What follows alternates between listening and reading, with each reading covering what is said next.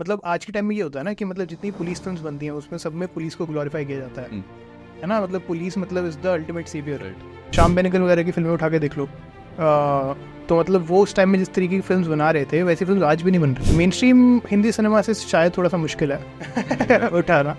Professions where the work itself takes a really bad toll on your mental health. But the film is about that dilemma कि वो देख रहा होता है उसके सामने violence हो रही है उसके as an art form. Cinema is extremely new still. लोगों को लगता है कि भाई बस फांसी पे चढ़ा दो. The reason I did not see it is because it also received a lot of controversy because of these things only. Welcome to Crocs with Socks, Harshit bro. How are you? I'm good. Thank you so much for having me, भाई. आपको मैंने 1 घंटा extend करवा दिया podcast से पहले. I hope that is not an issue. I was very happy. मतलब हम लोग बात ही कर रहे थे. Right. वही सोच रहा था कि वो भी अच्छी इंटरेस्टिंग कॉन्वर्सेशंस थी. पॉडकास्ट में हो जाती वो. वही. यार मेरे साथ हमेशा होता है कि जब मैं होता हूँ and I reach to a point guest से बात करते हुए बिफोर और मुझे लगता है उत्कर्ष की नहीं बोलनी थी. पर मजा कब आता है when I surprise my self again in the conversation कि अच्छा ठीक है ये तो मैं सोच रहा था बट इससे कुछ बेटर निकल के आया. So that's also a very fulfilling feeling. Yeah. Have you been to a podcast before though? Yeah, of course. It's the most significant one that I remember where it was like a similar setting, proper as setup ke saath. It's this podcast called Has It Aged Well? That's a film podcast only. That was shot in Bombay. It's produced by IVM.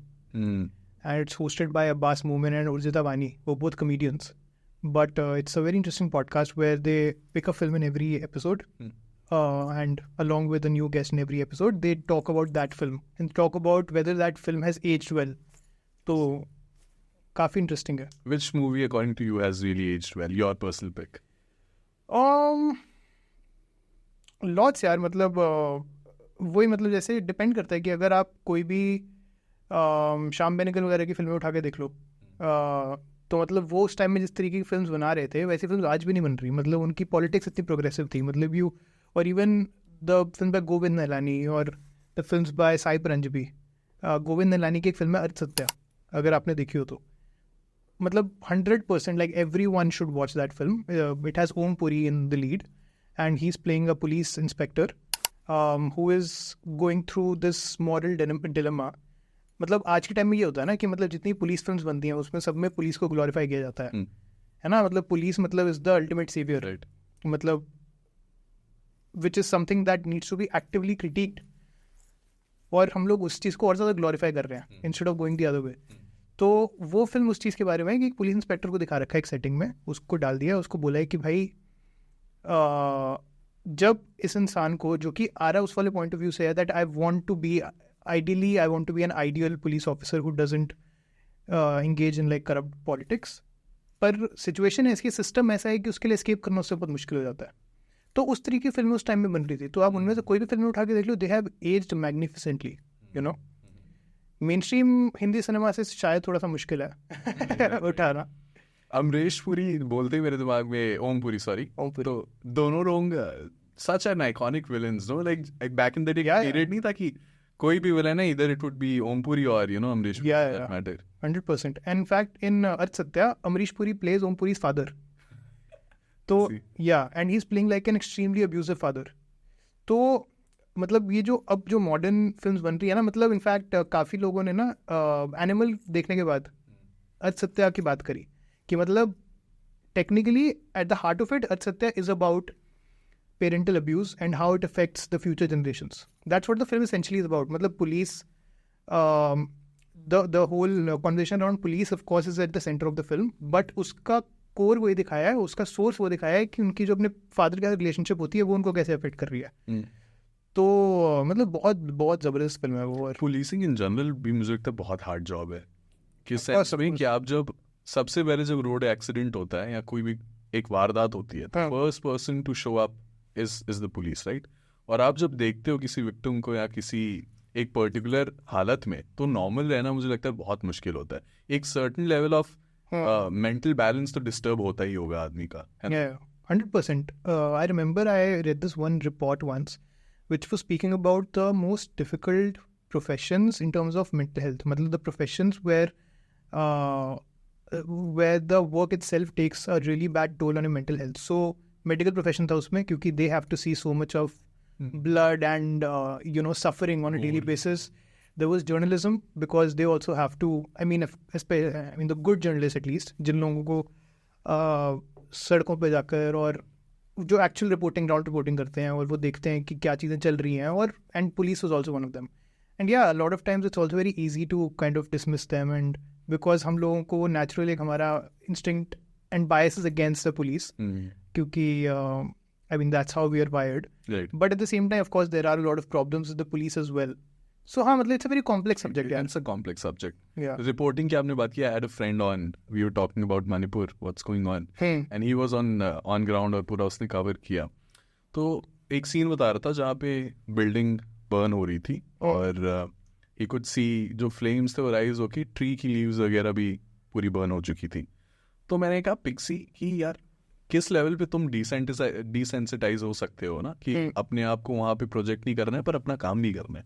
Such a hard task कि art को artist से हटा के अपना काम करना, like such a different thing. I completely agree. मतलब I am so sorry कि ना मैं बार बार ऐसा होगा मेरे साथ कि मैं फिल्मों के बारे में कुछ ना कुछ बीच में बात करता रहूँगा, क्योंकि मेरा दिमाग उस तरीके से वर्क करता है कि कोई भी बात होती है ना, कोई ना कोई. So there is this one amazing film, मेरे को फिल्म का नाम एक बार चेक करना पड़ेगा, नाम नहीं याद आ रहा, मैंने बहुत पहले देखी थी, पर वो फिल्म भी उसी चीज़ के बारे में है कि it's about this journalist, an American film, ठीक है, very old, but it's an amazing film. It's about a photo journalist जो कि उस वक्त में है अमेरिका में जब शायद सिविल राइट्स मूवमेंट हो रही है, ठीक है, या फिर कुछ बहुत कोई इंपॉर्टेंट एक मूवमेंट हो रही है, ठीक है, तो प्रोटेस्ट वगैरह हो रहे हैं, ये सब चीज़ें हो रही हैं. तो the film starts with him being at a distance because that is how a journalist is suppose to be, कि मतलब ऐसा अंडरस्टैंडिंग होती है एक नेचुरल कि भाई जर्नलिस्ट का काम है सिर्फ दूर से हर चीज़ को कैप्चर करना पर इन्वॉल्व ना होना.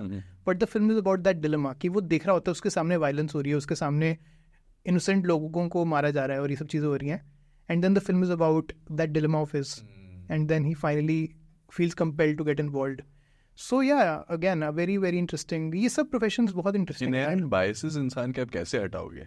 जो बायसेस इंसान कैरी करता है, it's impossible. And even if you think that you are very cognizant, आप अवेयर हैं, आपकी चेतना में है कि नहीं ये ऐसी चीज नहीं हो रही है, but eventually you fall for it.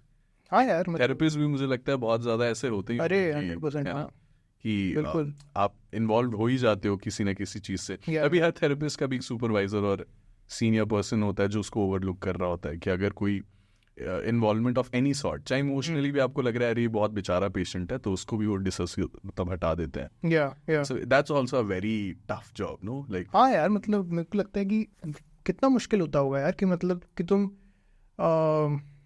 I remember there's this lawyer friend of mine who was once telling me that she had to intern when she just started interning at a law firm.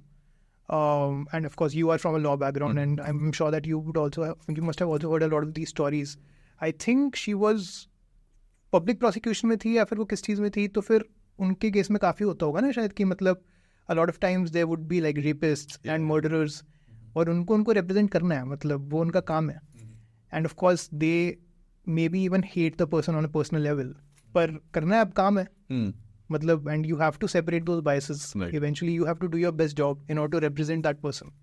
ऐसे बहुत ही लोगों को वो हो रहा था जब there was this attack back in the day, and उसमें the person who had done it, उसको एक legal representation चाहिए थी, right?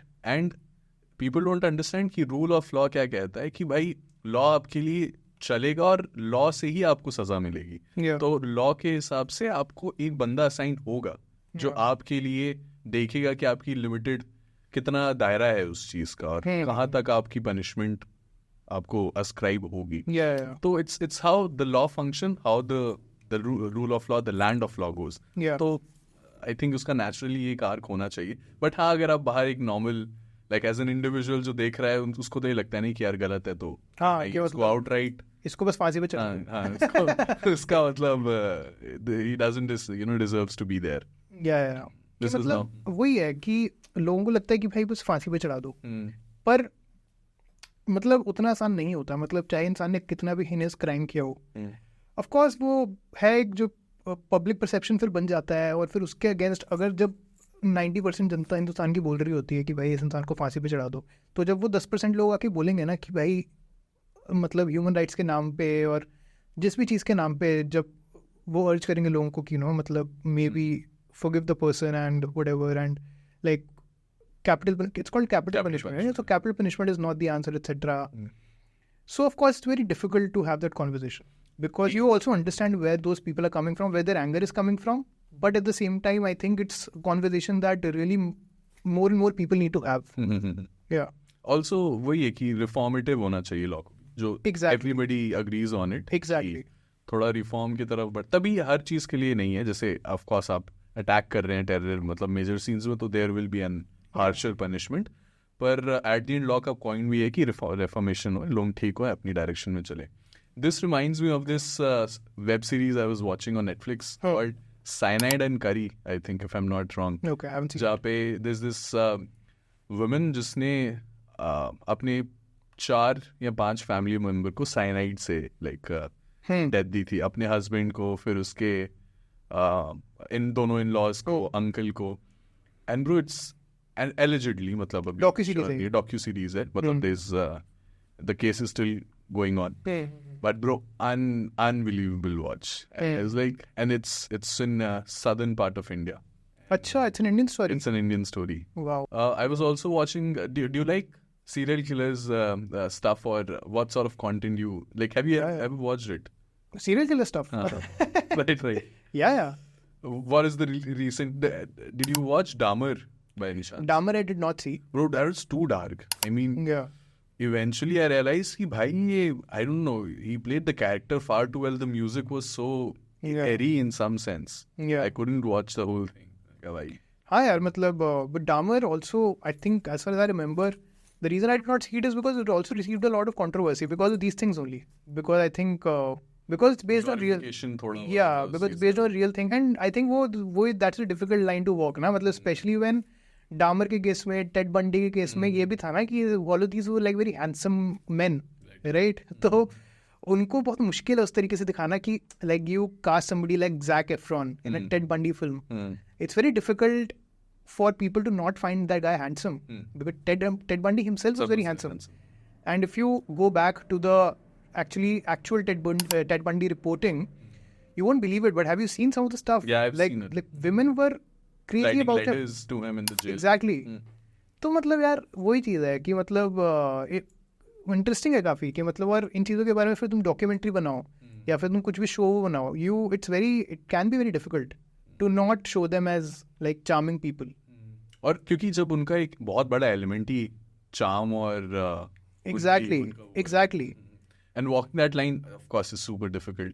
But what do you think कि जैसे लोग let's say Kabir Singh for an example, कि बहुत बैकलैश आ रहा था कबीर सिंह पे कि मिसोजिनिस्ट है और ये सब ज़्यादा प्रमोट कर रहे हैं टॉक्सिक मैस्कुलिनिटी को. पर I think Shahid Kapoor, I might be butchering it, पर Shahid Kapoor came out and is like भाई मैं कैरेक्टर प्ले कर रहा हूँ, तो मूवी की रिस्पॉन्सिबिलिटी नहीं होती है एक वाइडर मैसेज पहुंचाना. मूवी का काम होता है सिंपली कि जो मुझे करना है और मैंने दिखाया, it should be just taken as a form of entertainment. Right. What's your take कि भाई क्या मूवी सोसाइटी को पॉजिटिवली इम्पैक्ट करता है? 12th fail is one of the good examples for it. What is your take? Where do you stand?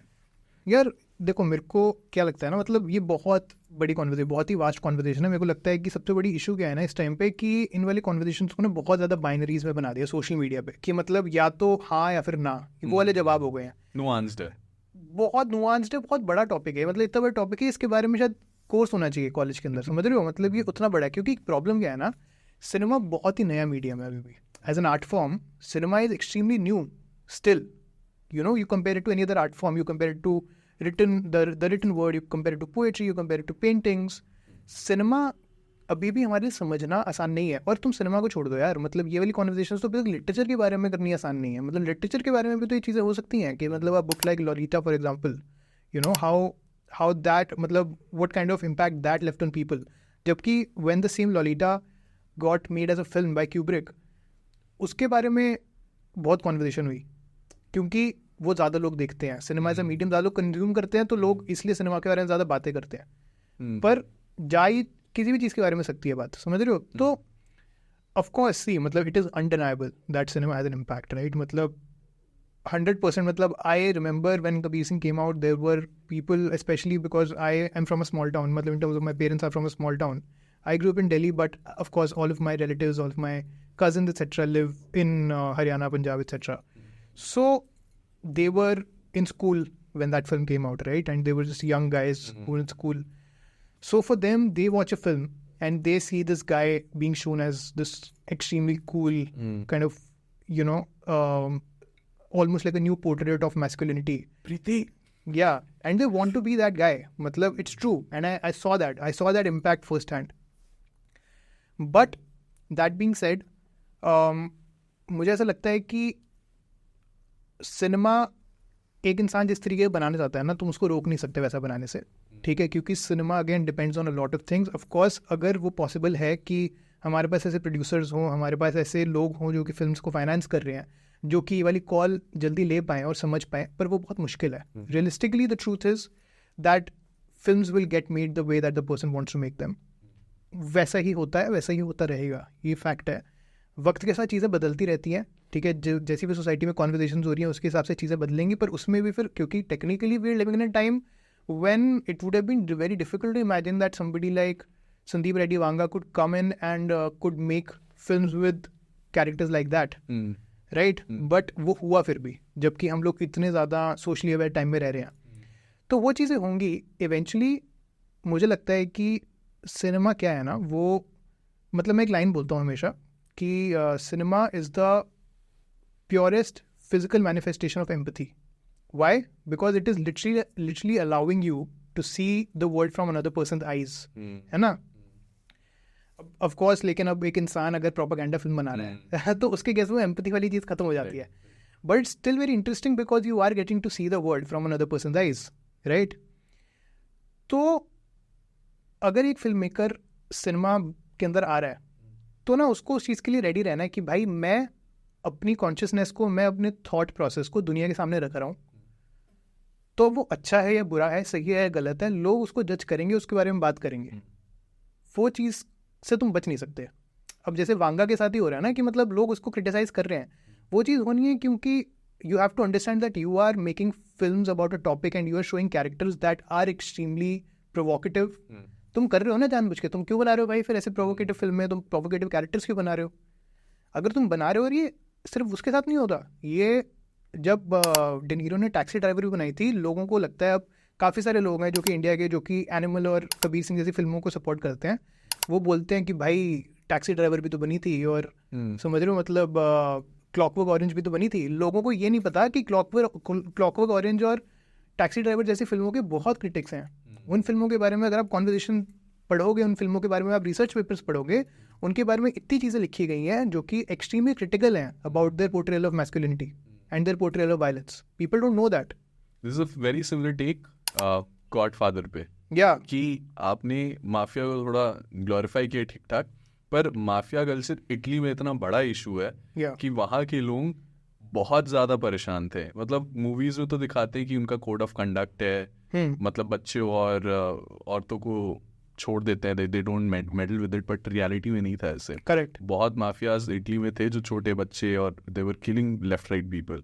And I know people from the culture from Italy, तो वो बता रहे थे एक पूरी नेशन को रैली करना पड़ा. करेक्ट. देयर आर जजेस who lost lives in this fight just because like गाड़ी ब्लो अप कर दी उनकी पूरी फैमिली के साथ, and they are celebrated as martyrs आज भी. Correct. And but that is the impact, no, कि हम देखते हैं तो एक cool guy of, you know, smoking a cigarette and whatnot. Exactly. And did you see the new season of White Lotus? No, I have not. White Lotus also set in Italy, the second season, and it's set in Sicily only. Sicily or what? Sicily, I feel like whatever the town. The southern part, Sicily is the most southern part, just where mafia was too active. हाँ, correct. And I think Godfather is also shot in parts of Sicily only, ना? हाँ, तो फिर उसके अंदर उस conversation को उठाया उन लोगों ने कि मतलब Godfather के बारे में मेन स्ट्रीम में जब भी बात होती है गॉडफादर, बट उस फिल्म के अंदर, सॉरी उस शो के अंदर वो चीज़ करी है कि it's speaking about the debate that is there about the impact of Godfather and about its portrayal of the mafia etcetera. And again as you said, मतलब if you speak to the people in Italy, actual people who are Italians, most of them dislike Godfather a lot, right? Because उनको पता है कि भाई कि मतलब उनके देश ने क्या क्या चीज़ें देखी हैं उनकी वजह से.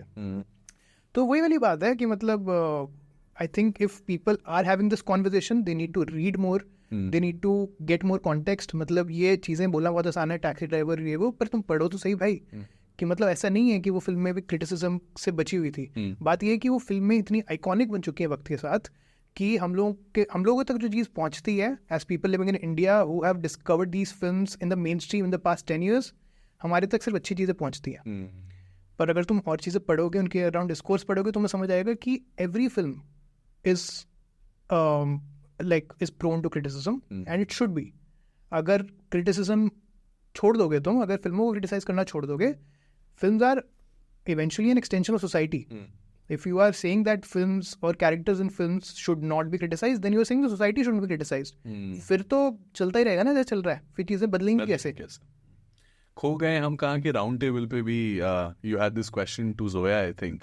कि बहुत एक पैरेलल बन रहा है कि जहाँ पे सोशल मीडिया पे लोग क्रिटिक कर रहे हैं, एक new form film making journalism है वो कहीं ना कहीं. राइट. तो you brought the same point, I think, and Zoya had an answer कि यार पर क्या मेरिट है ना उसका क्रिटिक करने का. मतलब सिर्फ आपको पसंद है ना पसंद है, आपका बेसिस क्या है उसकी क्रिटिक का. That was also very interesting. But what do you think? People should come up, like as many as people should join social media and put out their voices as a critique, or should it be a more refined see, the thing with me is that I have a big problem with the with the way that film criticism is practiced in general, because like not just in India, like all around the world, मतलब just the way that film criticism happens, where it's a race almost, right? कि मतलब एक film आई, कितने सारे critics हैं, और ये बात तो मेरे को Rajeev Masand who is such a मतलब सीनियर क्रिटिक, मतलब उन्होंने मेरे को खुद ही बात बताई थी कि मतलब this is almost like a con of the job, that you watch a film and because you have to get it published before anyone else, you start writing in the cab itself from the theater to your home, because it's almost like a race. After watching a film, you need your time with it. You need your time to really sit and think about what you think about the film, right? And so many times it has happened also ना कि मतलब लोगों ने film के बारे में, critics ने एक फिल्म के बारे में लिखा है, negatively लिखा है, और फिर 5 साल बाद वो बोल रहे हैं यार मतलब my opinion on the film has changed, and that happens so many times. I'm sure it must happen with you all the time as well. कि एक फिल्म देखी, उस टाइम पे नहीं पसंद आई, पर फिर 1-2 हफ्ते बाद एकदम से प्राइम एग्जांपल है तमाशा. हाँ, it happened with you? मेरे साथ तमाशा में हुआ था ये कि बोर्डिंग स्कूल में 11th क्लास में देख रहा हूँ मैं, और हर सैटरडे होती थी सब मूवी, और लगाया, उन्होंने कहा यार क्या है ये मेरे को, क्योंकि आपको समझ, आपकी एज ही नहीं है ना वो मूवी समझने की. Like it's such a layered film. And then later when I watched it I was like क्या भाई, मतलब, और फिर आप भी रिफ्लेक्ट करते हो, जो बहुत मजेदार चीज है मूवी या किसी चीज के बारे में भी, आपको रियलाइज होता है आप कैसे इवॉल्व हुए. मूवी तो वही है, of course, 100%. And then that's a very good realization कि अच्छा ठीक है, आप इवॉल्व हुए हो, आपने कुछ नया सीखा, आपने जिंदगी के बारे में जाना है. तो मूवी बहुत बढ़िया एंकर भी प्ले करती है जिंदगी में. Definitely. It pulls you back and makes you reflect on times. 100%. For me, it's almost like when a lot of times this happens कि I think about a time in my life and I think about it a lot of times in reference to the films that I was watching at that time. So that also happens because उससे तुम्हें अपने mind में एक reference frame होता है कि भाई अच्छा मैं ये वाली फिल्में देख रहा था उस टाइम पे, तो मैं उस टाइम पे ऐसा सोचता था दुनिया के बारे में. तो वो बहुत अच्छा, क्योंकि वही वाली बात है ना जो मैं चीज़ पहले ही बोल रहा था, it's an extension of society, right? In a way it's stuff of the society playing in front of you. Otherwise तुम कैसे, तुम्हारे पास और कोई तरीका नहीं है ना. तुम ऐसा कभी नहीं होगा कि तुम एक मॉल में जाओगे और बैठ के बस देखोगे कि अच्छा लोग क्या कर रहे हैं, समझ रहे हो? मतलब तुम ऐसा कभी नहीं होगा तुम्हारे साथ कि तुम्हें एक मौका मिलेगा कि तुम एक बैठ के बस एक कपल को देखो कि I'm not sure that's a good idea in the movie hall. हाँ नहीं भाई, मैं वो नहीं बोल रहा कि आप कपल को देखो. नहीं, मैंने जोक मारा था. अच्छा आप मूवी हॉल में जा रहे हो तो it's not a good idea. Just sitting and just watching what the couple is doing. Yeah. जानबूझ के let's watch a real makeout done on the screen. Yeah.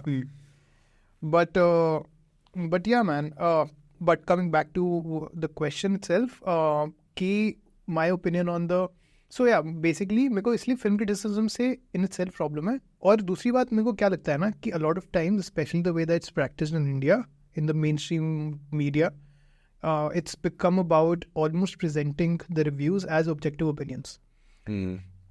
कि जैसे कि आई रिमेंबर एक शो आया था ओके कंप्यूटर के नाम से हॉटस्टार पे, ठीक है, ये नहीं बोल रहा मैं बहुत गजब का शो था, सही शो था, पर मेरे को उसका एक रिव्यू आई रिमेंबर एनडीटीवी पे रिव्यू था, ठीक है, और सोचो एनडीटीवी कितना एक लीडिंग मीडिया पब्लिकेशन है टेक्निकली, और उनके रिव्यू में क्या लिखा था उनके क्रिटिक ने कि because the film was the show was about AI and robots etcetera, तो उसने लिखा था कि मेरे को AI की आवाज़, ये भी नहीं बोला मेरे को इरिटेटिंग लगी, उसने कहा कि रोबोट की आवाज़ इरिटेटिंग है, मेरे कानों में चुभी।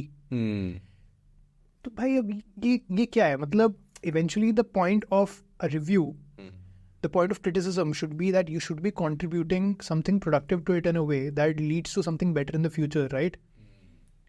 अब तुम्हें आवाज़ जारिंग लगी, that doesn't mean कि भाई सबको जारिंग लगेगी, मेरे को तो फ़र्क भी नहीं पड़ा, कोई रोबोट की आवाज़ है भाई, मतलब रोबोट की आवाज़ सोनू निगम की थोड़ी आवाज़ चलेंगे उसमें मतलब you know what I mean, कि चलो ठीक है तुम्हें लग सकती है, बट दैट्स वो वाली चीज़ को अपने ड्राइंग रूम कॉन्वर्सेशन के लिए रखो, तुम रिव्यू के अंदर नहीं वो चीज़ डाल सकते। Was it KRK? हाँ, अरे नहीं, I wish it was KRK, फिर तो कोई फर्क नहीं पड़ता ना। I love his हाँ, KR so see with KRK it's like he's clear कि भाई मैं अपने opinions दे रहा हूँ, I mean fuck KRK in general, मतलब I don't give a fuck about KRK, but I'm saying but at least KRK knows that वो ये नहीं बोल रहा कि भाई मैं कोई जीनियस हूँ और मैं जो है, he plays the character who he is. Yeah, he is who he is, people know who he is, people who have to take him seriously, जो भी छोटा सा number of people होंगे who will take him seriously, they will, the rest of the people watch him for the funny and shit like that. But people are going to NDTV to form like an intelligent opinion about the film, right? और अगर तुम भी ऐसी बात कर रहे हो फिर तो तुम KRK में तुम में डिफरेंस नहीं है ना, बल्कि KRK तुमसे बेटर है, एटलीस्ट वो ऑनेस्ट है about who he is.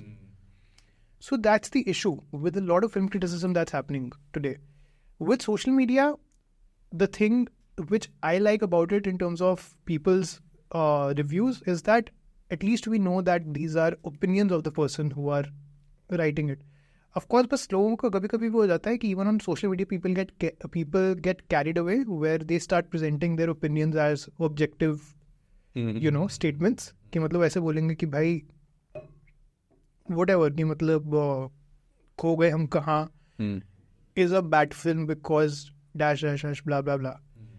पर मतलब थोड़ा सा ना हम लोगों को we just need to change the way that we present our opinion on social media is what I feel. कि मतलब where just the minor changes in language you need to happen, where it needs to become from it's a bad film to I think that's a bad film because these things did not work for me.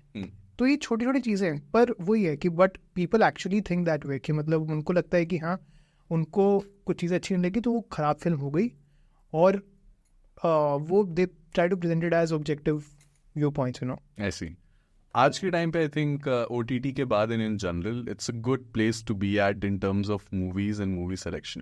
पहले वो जो main stream मसाला movies थी, हम थोड़ी काफ़ी हद तक reduce हो गई हैं, पर in that context bro I loved Rocky and Rani.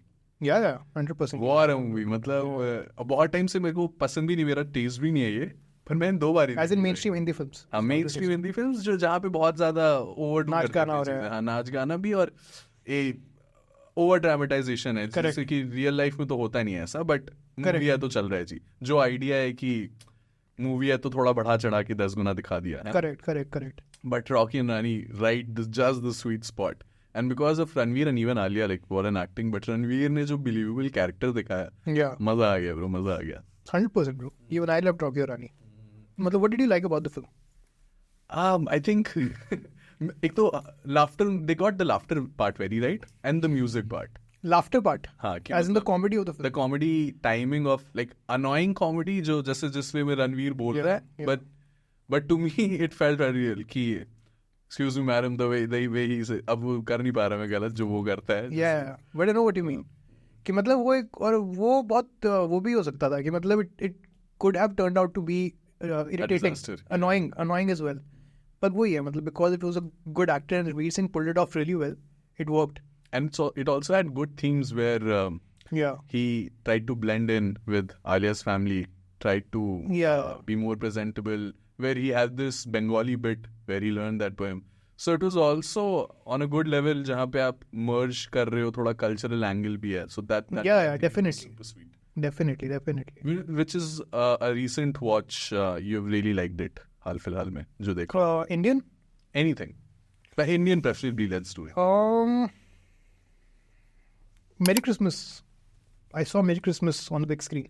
Merry Christmas? Merry Christmas करके फिल्म आई ना अभी श्रीराम राघवन की with Katrina Kaif and Vijay Sethupathi, जिनके साथ मैंने इंटरव्यू भी किया है. So that film I really... Bro, so sorry, I got caught up. Kanan का एक कनन गिल का ही है एक Netflix पे Christmas पे कुछ था. अच्छा. So somehow I was watching that way before और मैंने छोड़ दिया था and then I got stuck कि वहाँ पे हॉल में भी रिलीज हुई है. But my bad. It was called something Christmas only. Yeah, Christmas only. Kanan का वो है. अच्छा. No, but that was a really beautiful film यार. मतलब I really feel that more people need to watch it. अभी भी थिएटर में लगी हुई है. पर वही यार मतलब it's obviously not doing the numbers.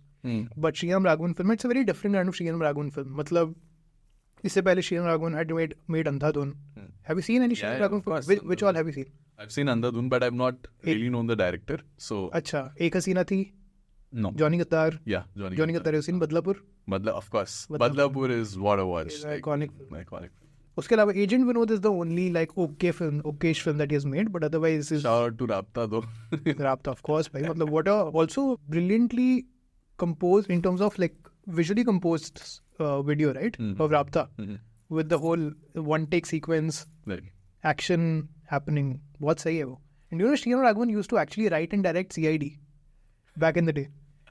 कुछ तो गड़बड़ है. Some of the good CID episodes were written by him and his brother both, Sridhar Raghavan. Yeah, मतलब CID के जो good old days थे ना, वो they were the good old days because of Sridhar Raghavan. But yeah, man, like but CID was such a nostalgic thing, no? People, but memes क्या बढ़िया अब जब लोग निकालते हैं मुझे लगता है कि डेड नहीं होने दिया. नहीं वरना CID से डेड जाता कि वो एक इतनी बड़ी इंडिया की मीडिया कंपनी आज के टाइम में which is called RVCJ Media. You know what it is? Like Rajinikanth versus CID jokes. Dude, just imagine, you know, it's one of the biggest digital media companies in India today. And it was, you know how I found it? On Facebook as a kid. Yeah. They started with the page. That's what, everyone discovered it that way, right? And it's such an absurd thing, Rajinikanth versus CID jokes. But then these guys made it into a huge fucking big property, dude. Like they are a huge media company today. Like they handle events and campaigns. They've become a digital agency. They've become a production company. Everything. Fucking went from a meme page called Rajinikanth versus CID jokes. Not even Rajinikanth jokes, not CID jokes. Rajinikanth versus CID jokes. Made it into RVCJ Media, and they're now like a big media company. I find the story to be very interesting. Like somebody needs to fucking do a case study. मतलब लोग साला लगे हुए हैं अपना startup वार्टअप बनाने में, किसने अपनी पॉडकास्ट करने में अपने पैसे लगाए जा रहे हैं. लोगों ने मीम पेज बना के सारा इतनी बड़ी मीडिया कंपनी खड़ी कर दी. Find it super fascinating. I had this comedian on, Vivek, and he was talking about the same कि भाई मतलब क्या एजेंसी चला रहे हैं लोग. And he said, bro, मुझे क्या लगा, मुझे 4 साल का करियर लगा. शुद्ध देसी कॉमिक. No. नहीं. He's Ravi Gupta. Vivek Santani is another comedian we had, and he was talking about कि भाई मुझे तो 4 साल का करियर लगा लोगों को बैठा के सीट बेच के टिकट बेच के और यहाँ पे मीम्स वालों को बहुत.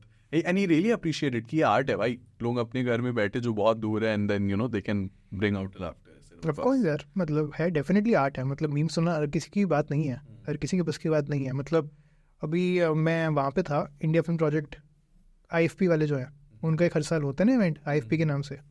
So I was there and we had a panel and the panel was about social media and content creation etc. तो IFP वालों ने एक एक्टिविटी करी कि whoever makes memes from this panel by the end of the panel will get like special prizes etc. So this is one guy in the audience. Dude, he made some fucking insane memes जो कि मतलब तुम you can't make that shit up. Like you can't sit and think about those things and they were like genuinely, it was genuinely funny stuff. Like everyone in the audience was in splits, you know, and this guy just sat there and he used to run a meme page. Like that guy runs a meme page. So वही bro, मतलब art है, मतलब you are inherently good at it or you aren't. And of course, like a lot of meme pages today are making great money. One of my good friends, he was too good at it. Shout out to Mukund. But I think he never took it serious. But he was an artist. Like he is an artist. He paints and draws. But he also had that dang side in him to make memes, but he never did it. Oh, he never did it? Yeah. I think it's never too late. never too late. अब वो मनाली में एक अपनी legacy shop चला रहा है, like 4th generation, like is then forever been there. तो अब धंधा छोड़ के नहीं आ रहा वो मीम बना. हाँ यार, मतलब वो दैट्स टू गुड ऑफ, मतलब पहाड़ों में तुम्हारे पास काम है. And people are really surprised when I talk about this कि Manali is a very small place as a town. Of course. और वहाँ पे generational कोई चीज़ काम करना, it always takes people aback. मतलब उस time पे, and his father literally, like great grandfather literally set up banks and other stuff. So like that was super fascinating. Wow. Yeah. What is your background? How did you come into cinema in general and like your fascination with it? My background is I was in Hansraj College. I was studying computer science there.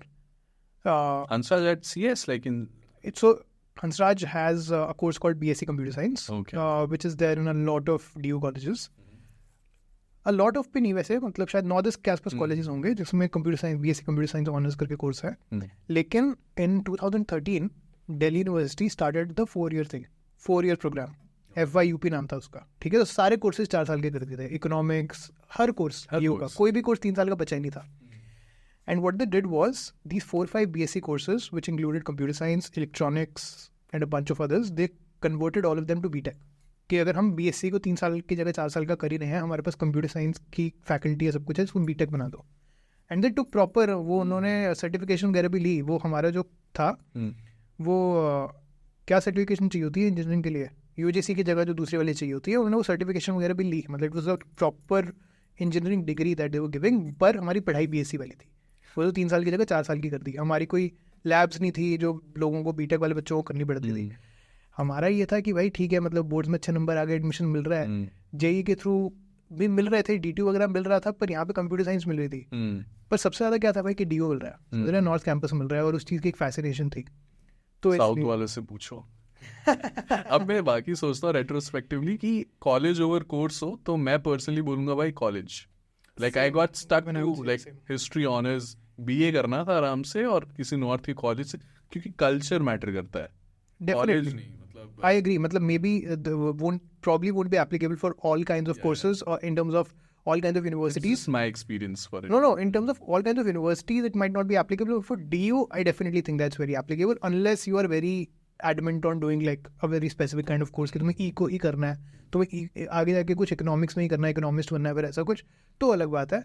पर अगर तुम इस course, अपने course को लेके flexible हो, तो I think you should definitely choose, look at the college first. So yeah, so वही है कि मतलब that is how I got into Hansraj College. And then when I got into Hansraj College, मैं अपने पूरे school time में मैं debating, theatre, poetry, इन सब चीज़ों में इन्वॉल्व रहता था. इंटर स्कूल कॉम्पिटिशन में जाता था. तो कॉलेज में आते ही वो पता ही था कि सोसाइटी में तो जाना ही जाना है. थिएटर से ही सबसे ज़्यादा प्यार था, तो बस उसके ऑडिशन वगैरह थी, उसमें घुस गए. स्कूल में प्लेस वगैरह किए थे आप? हाँ, फुल ऑन.